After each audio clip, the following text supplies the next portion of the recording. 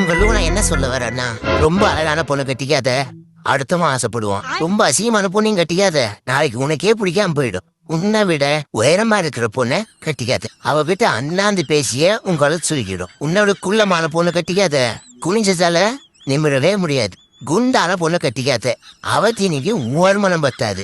ஒல்லியான பொண்ணை கட்டிக்காத, வீட்டுக்குள்ள எங்கன்னு போய் தேடும். அவள ரொம்ப படிச்ச பொண்ணை கட்டிக்காத, உன்னை மதிக்கவே மாட்டான். அதுக்கு படிக்காத பொண்ணு கட்டிடாத, நீ சொல்றது அவளுக்கு ஒன்றும் புரியாது.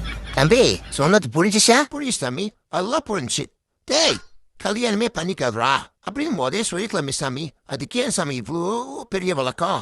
சொன்னா எவன் தான் கேட்கறான்? மண்ணு மேல ஆசைப்பட்ட பல்வாள் தேவனும் செத்து போயிட்டான், பொண்ணு மேல ஆசைப்பட்ட பாகுபலியும் செத்து போயிட்டான். இது மாதிரியும் ஆசைப்படாத, கட்டப்பா தான் கடைசி வரைக்கும் இருந்தான்.